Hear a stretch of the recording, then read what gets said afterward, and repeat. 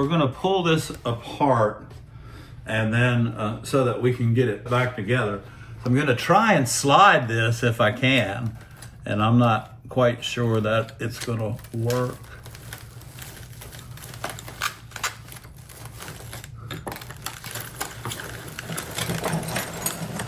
I just want to move it because I'm going to need a little bit of space here. Need it to work. I'm going to add a batter board right here. This batter board is down. The pattern is straight.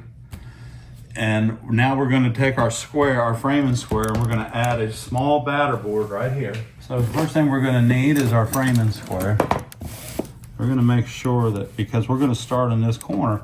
And guys, if we start out square, the window is going to end up being square. But if we start out crooked, the more we put together, the more crooked it's going to be. And we want that line right on the edge of that, right there, like so. Like that, and we'll push that right up against there, just like that. Very nice. There we go, right there. 1, 2. Everything's right there. Perfectly lined up where we need to be. Our batter boards are nice and square. Hey everybody, so we're here in the hallway in here, and we're gonna grab, I'm sure we can get by with one stick. So here we go. This is a 6-foot piece. We're gonna take it, it comes out of the box. You know, I'm a big fan. It comes out of the box straight, and then you stretch it and it's even straighter.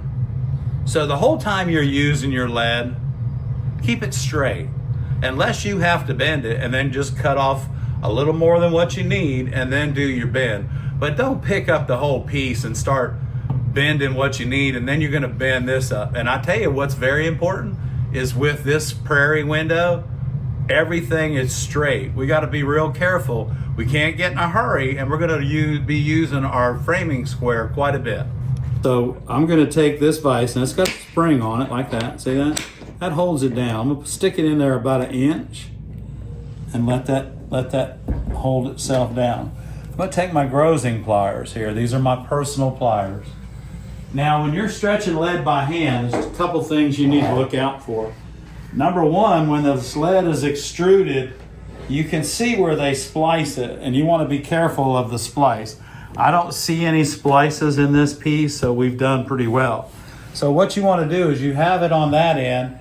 It is anchored in, it's into your lead vise. And then what you want to do is go on to your piece of lead about 3/4 of an inch. Now place your foot firmly. If you're using your right hand, your right leg should go behind you. If you're using your left hand, put your left leg behind you. I like to put my left leg behind me because I feel more comfortable that way. So I'm just gonna take this and I'm gonna pull just a bump, and I'm gonna go, here we go. Squeeze in the lead, 1, 2, that's it. Now that lead is stretched, okay? If I had a stretcher, it would stretch even further. I just needed to pull that for about 1 inch. Let's release the pressure on that, and see, we stretched it, and look at how stiff it is.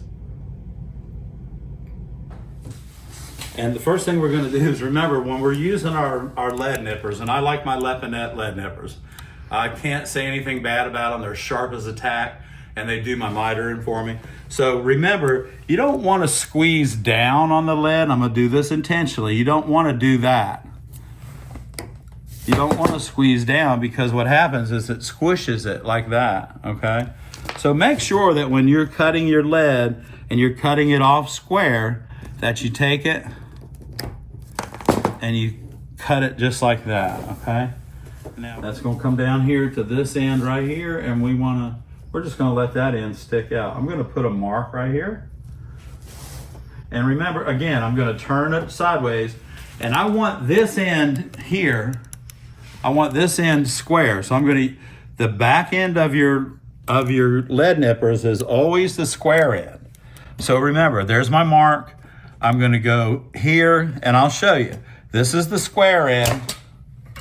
So that's square. And then we're gonna take this, and again, the first thing we have to do is we have to square this up.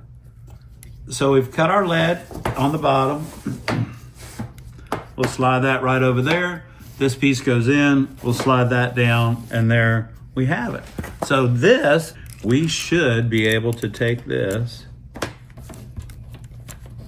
and pop that right in there just like that. And then we're gonna start putting this together. So because I'm left-handed, I start in the left-hand corner, and I'm gonna finish up over here. I'm gonna start out on number 6, and I'm gonna finish up on number 132 will be the last piece in the hole. So we're gonna work on this, and then, so stick with us, because as we go through this, we're gonna show you how to lead this. This is gonna have to be leaded just a little bit different, not a lot, but we have pieces that are gonna fit inside of each other so that we can keep this from happening to the window, and it's all gonna, you'll see how it all comes together. For the Artyrv channel, I'm Ed in the Conway Glass studios, along with Barb. Thanks for tuning in. We'll see y'all soon. And don't forget, live Q&A on Monday nights at 7 p.m. Eastern. Join us. So guys, tune in next week as we start putting this thing together.